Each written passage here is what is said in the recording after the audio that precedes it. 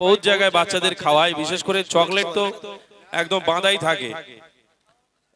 আমি কি করে খাও, আমার আব্বা কি আকবার বাদশা যে আমি খাওয়াবো? বলছি বল একটু এই টাকার জন্য একটু রাত বেরাত ওই ইমরান ভাইয়ের পিছন পিছন দৌড়ি। এখন যদি তোদের খেপকে দিয়ে আমার বাড়ির লোক কি খাবে? ও বলছে তুমি খাওয়াও নি কেন? আমি খাওয়াতে পারি, আমার ইনকাম আর ইমরান ভাইয়ের ইনকাম আকাশ পাতাল তফাৎ নাকি? হ্যাঁ, তাহলে একটু তকবির একটু দাও, তাহলে ইমরান ভাই খুশি হয়ে যাক। নারাই তাকবীর, জোরে দাও নারাই তাকবীর।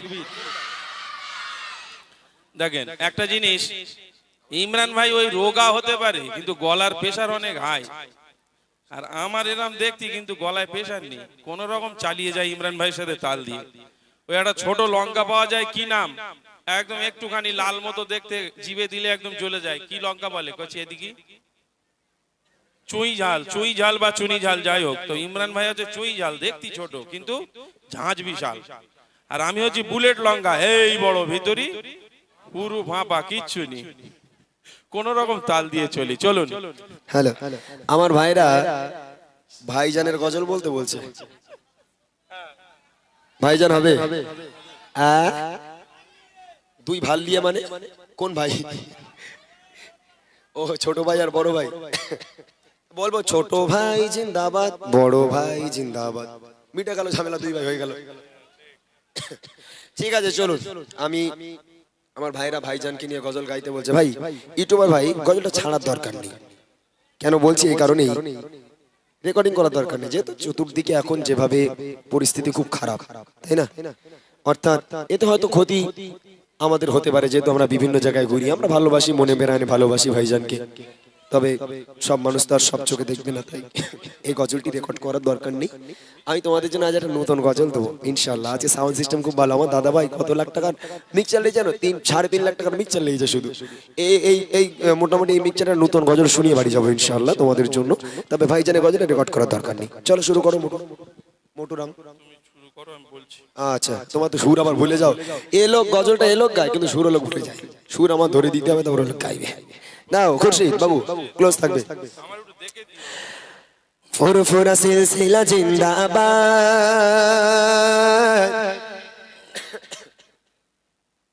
আব্বাস ভাইজান জিন্দাবাদ। ফুরফুরা সিলসিলা জিন্দাবাদ, নওসাদ ভাইজান জিন্দাবাদ। ফুরফুরা সিলসিলা জিন্দাবাদ, আব্বাস ভাইজান জিন্দাবাদ। সিলসিলা ফুরফুরা, সিলসিলা ফুরফুরা আগলে সুন্নাতুল জামাত জিন্দাবাদ। ফুরফুরা সিলসিলা জিন্দাবাদ, আব্বাস ভাইজান জিন্দাবাদ। ফুরফুরা সিলসিলা জিন্দাবাদ, আব্বাস ভাইজান জিন্দাবাদ। ফুরফুরা সিলসিলা আগলে সুন্নাতুল জামাত জিন্দাবাদ। তোরি তেরে পাশে যিনি আব্বাস সিদ্দিক ভাইজান, তোরি তেরে পাশে যিনি আব্বাস সিদ্দিক ভাইজান। লাখো চোখের নয়ন তারা, লাখো চোখের নয়ন তারা, তিনি মোদের আইকন। সিলসিলা ফুরফুরা জিন্দাবাদ, আব্বাস ভাইজান জিন্দাবাদ। সিলসিলা ফুরফুরা জিন্দাবাদ, দাদা হুজুর জিন্দাবাদ। সিলসিলা ফুরফুরা আগলে সুন্নাতুল জামাত জিন্দাবাদ। ফুরফুরা সিলসিলা জিন্দাবাদ, আব্বাস ভাইজান জিন্দাবাদ। ফুরফুরা সিলসিলা জিন্দাবাদ, দাদা হুজুর জিন্দাবাদ। ফুরফুরা সিলসিলা আগলে সুন্নাতুল জামাত জিন্দাবাদ। সমকতব নলেজ সিটি জাতির জন্য যার অবদান, মাদ্রাসা মকতব নলেজ সিটি জাতির জন্য যার অবদান। বাদ বিবাদের সমাধানে, কি বললি মনে হয় জোরে বলবো। হ্যালো হ্যালো হ্যালো, আরেকবার শুরু করো।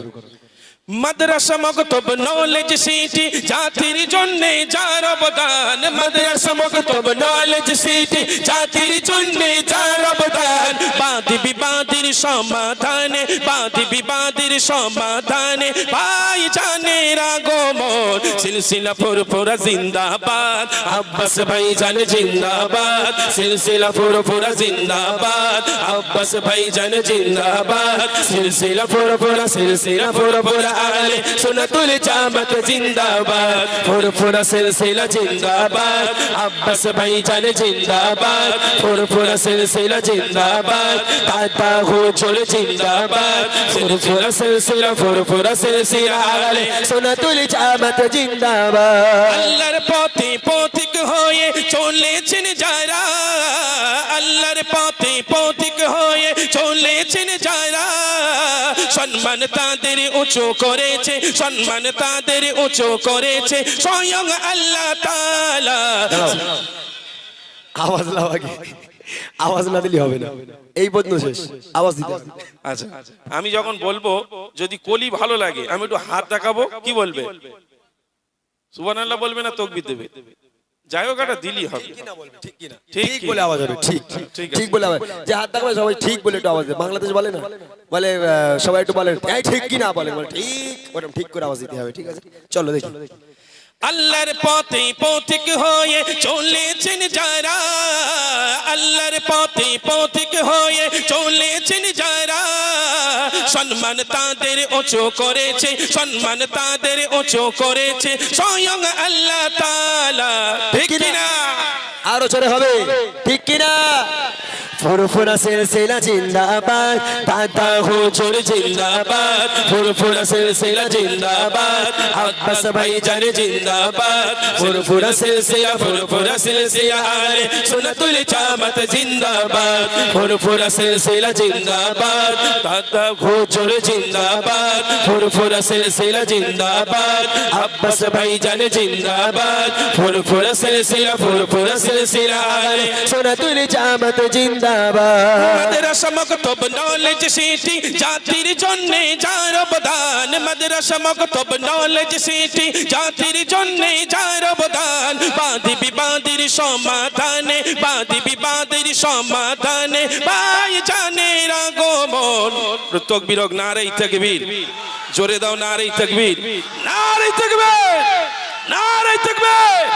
সিলসিলা ফুরফুরা জিন্দাবাদ, আব্বাস ভাইজান জিন্দাবাদ, সিলসিলা ফুরফুরা জিন্দাবাদ, আব্বাস ভাইজান জিন্দাবাদ, সিলসিলা ফুরফুরা আলে সুন্নাতুল জামাত জিন্দাবাদ, সিলসিলা ফুরফুরা জিন্দাবাদ, দাদা হুজুর জিন্দাবাদ, সিলসিলা ফুরফুরা জিন্দাবাদ, আব্বাস ভাইজান জিন্দাবাদ, সিলসিলা ফুরফুরা আলে সুন্নাতুল জামাত জিন্দাবাদ। মাশাআল্লাহ, যাক, মাশাআল্লাহ ছোট করে শোনালাম। গজলটা ইউটিউবার ভাইরা কেউ ছেড়ো না, তালি দেখা যাচ্ছে আমার পিছনে চামড়া রাখবে না। বহু জায়গায় ঘুরতে হয়ে যাবে, হয় সবার আমাদের, যা আছে। শুধু এখানে বলে না, আমরা পশ্চিম বাংলা ছাড়িয়ে আসাম পর্যন্ত চলে গেছি। আর 100 টাকা একটু ইচ্ছা আছে বাংলাদেশ যাব, দেখা যাক কবে পূরণ হয়। আসলে ইমরান ভাইরা যেতে পারছে না আমার জন্য, আমার পাসপোর্ট হচ্ছে না, নামের একটু গন্ডগোল আছে। তো যাই বা হোক, এরপরে বুড়ো হয়ে যাবো, আর মনে হয় পাসপোর্ট হবে না, দেখা যাক। তুমি এদেশের লোক না, ওই জন্য তুমি তো নাইজেরিয়ান। একটু দোয়া করেন যেন হয়। তো যাই বা হোক, চলুন আরো দু একটি কালাম ইমরান ভাই শোনাবেন, একটি নতুন কালাম। একজি নতুন কালাম শুনবি তোরা? শুনবি? এইদিকে ছোট ছোট বাচ্চা কাচ্চা যায়, নামাজ কালাম পড়ে, ছোট বাচ্চারা যায় মসজিদে, সব জায়গায় যায় টুকটাক। দেখবেন এরা একসাথে নামাজে দাঁড়িয়ে যায়। কিভাবে দাঁড়ায় জানেন? আমি একদিন ফরজের এই মগরিবের নামাজ পড়ছি, তো মসজিদে ভিতরে পড়ে আমি ফরজটা পড়ে বাইরে সুন্নত নফল পড়বো। আমি সবে নিয়তটা করেছি সুন্নতের, এখনো রুকু করিনি। ওদের দেখি 2 রাকাত সুন্নত 2 রাকাত নফল, সে সব বাড়ি চলে যাচ্ছে। তা আমি বললাম আমার মেমোরি খারাপ হয়ে গেল না, ভুল দেখলো। তো পরের দিন ফরজ পড়ে মসজিদের বারান্দায় চুপচাপ দাঁড়িয়ে আছি, দেখি কিভাবে 4 রাকাত শেষ হয়। একদম দেখবেন একসাথে, আপনারা একটু ফলো করবেন, বুঝতে পারবেন। একসাথে আল্লাহু আকবার, বাড়ি, মানে দাঁড়ানোর কোনো সিন নেই। ফরজ নামাজ ইমাম সাহেব পড়াচ্ছে, ওরা পিছনে সেজদা অবস্থায়, আমরাও সেজদা অবস্থায়, একজন উঠে আরেকজনকে পটাশ করে একটা মেরে আবার সেজদায় চুপচাপ। আপনি সালাম ফিরিয়ে দেখছেন একদম সুফি সানলাইট বসে আছে, ধরার কোনো ক্ষমতা নেই। তবে এখানকার বাচ্চা কাচ্চা খুব ভালো। কোচের তাকবীর হোক, নারে তাকবীর, জোরে হোক নারে তাকবীর, নারে তাকবীর, নারে তাকবীর। হ্যালো, আচ্ছা এখন যদি ঘটনামূলক গজল শোনাই মোটা ভাই, মানুষ শুনবে? তবে আমি চাই আজকের আপনাদের একটা ঘটনা শোনাতে, যে ঘটনা নবীর মেহফিল, সেহেতু কিছু শিক্ষা তো নিয়ে যেতেই হয়, তাই না? আমি আমার মায়েদের জন্য একটা শোনাবো, আর এই ঘটনাটাই আমার শেষ ঘটনা হবে। আমার নবী পাকের ইন্তেকালের সময় আমার নবী পাক আমাদের জন্য কতটা চিন্তা করে, কতটা ভাবনা, কতটা রসুল আমাদের জন্য ভাবে, মৃত্যুর সময় কতটা আমাদের জন্য কাতর হয়ে গেছিল, এই বিস্তারিত শোনাবো ছোট্ট আকারে। তারপর মায়েদের নিয়ে একটু গজল বলে, নুরানি জামে মসজিদ কমিটিদের নিয়ে বলে ইনশাল্লাহ বিদায় নেব। ততক্ষণ থাকতে হবে আপনাদেরকে। দেখেন আমার নবী পাক বিছান সজ্জা হয়ে আছে, নড়ার ক্ষমতা নেই, ওটার ক্ষমতা নেই। আল্লাহ রসুল দুনিয়া ত্যাগ করবেন, পর্দা নিয়ে চলে যাবেন। জিবরিল আমিন আগে এলো, ইয়া রাসূলুল্লাহ ইয়া হাবিবাল্লাহ। আজরাইল সালাম এলো, যিনি জান কবজ করবে, এসে বলছে আপনি যদি হুকুম দেন, আপনি যদি আদেশ দেন ইয়া রাসূলুল্লাহ আপনার জানকে কবজ করে নিয়ে যাব, আর আপনি যদি হুকুম না দেন তাহলে ফিরে চলে যাব, জান কবজ করব না। এই কথা শুনে আমার আপনার নবী হাউ হাউ করে কেঁদে ফেললো। যে আজরাইল সালাম বলে ইয়া রাসূলুল্লাহ আপনি কাঁদছেন কেন, মৃত্যুর ভয়ে? আল্লাহ রাসূল বলেছে না ভাই আজরাইল, আমি তো চলে যাব, তবে আমার গুনাহগার উম্মত উম্মতি তাদের কি হবে? তাদের জন্য আজকে কে তাদের জন্য কষ্ট করবে? আজকে তাদের মায়া করবে, ভালোবাসবে কে? আমার নবী পাক বিদায়ের সময় সেই উম্মত উম্মতিদের কথা ভেবেছিল। আমি ছন্দের মাধ্যমে শোনাবো, খুব মন দিয়ে শুনে, তারপর ইনশাআল্লাহ মায়েদের নিয়ে গজল বলে, কমিটিদের গজল বলে বিদায় হবে ইনশাআল্লাহ। কবি ছন্দের মাধ্যমে লিখছে, দেখেন নবী বিদায় কালে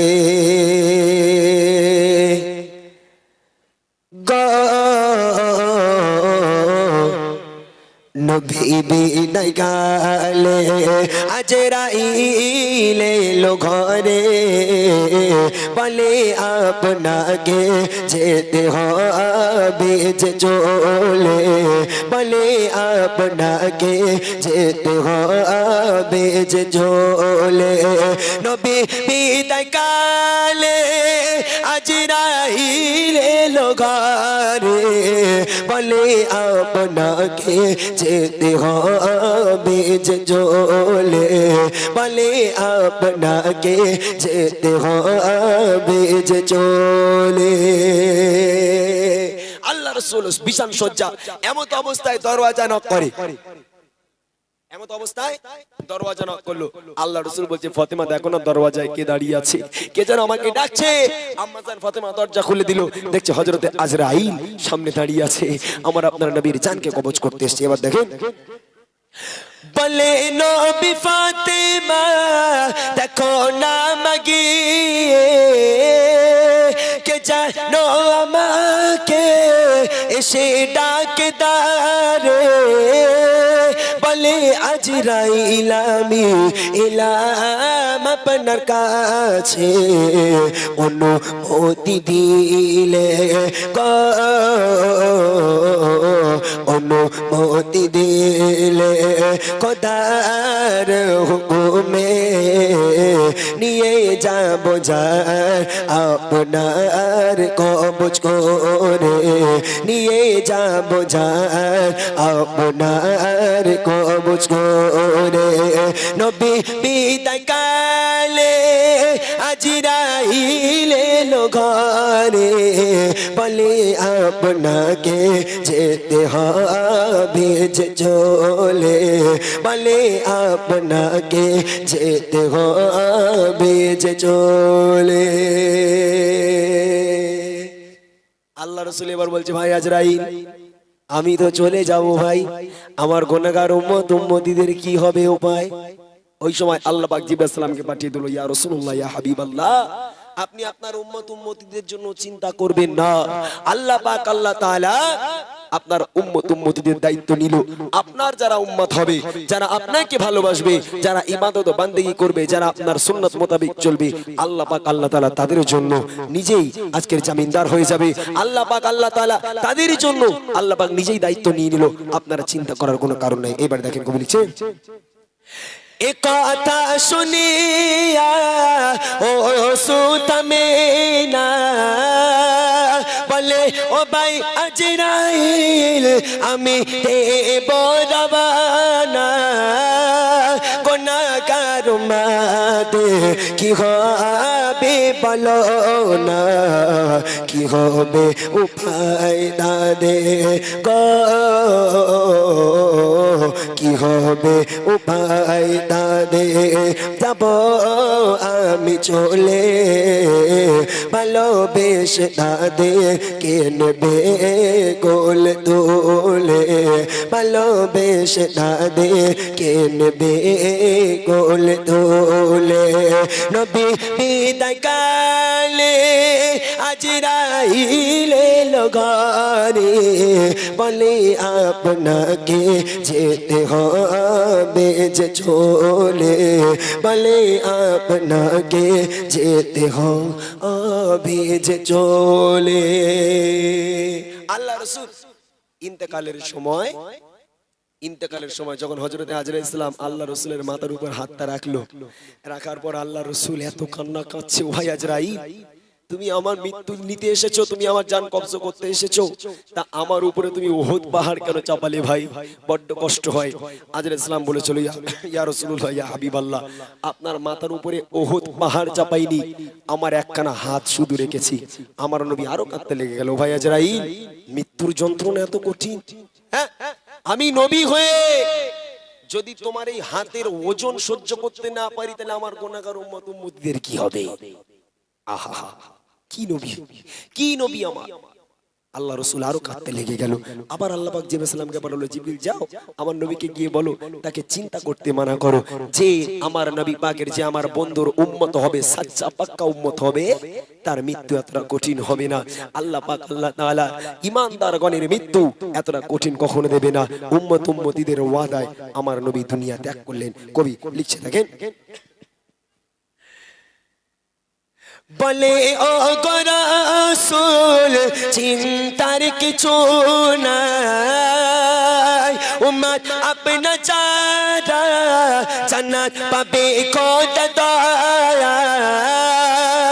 দুনিয়া ছাড়িলেন নবী উম্মতের ইবাদত, কি ভালোবাসা ছিল গো, কি ভালোবাসা ছিল উম্মত উম্মত বলে, মরণ কাল তবু ভেসে যায় চোখে জলে, মরণ কাল তবু ভেসে যায় চোখে জলে। নবী বিদায় কালে আজরাইল এলো ঘরে বলে আপনাকে যেতে হবে যে চলে, বলে আপনাকে যেতে হবে যে চলে, বলে আপনাকে যেতে হবে যে চলে। অনেক বড় গজল, সময় কম, আমি শর্টকাটে শুনিয়ে দিলাম। চলেন আমি ছোট্ট আকারে আমি আমার মায়েদের নিয়ে একটা গজল বলে, কমিটিদের গজল বলে বিদায় নেব। যারা এখানে আছেন আমি খাস অনুরোধ জানাচ্ছি, চলে যেন কেউ যাবেন না। এতক্ষণ আপনারা ধৈর্যের পরিচয় দিয়েছেন, আর কিছুক্ষণ দেন। আর ইউটিউবার ভাইরা তোমাদের নতুন গজল একটা দেবো বলেছিলাম, কি দেবো, কি সেটা দেবো।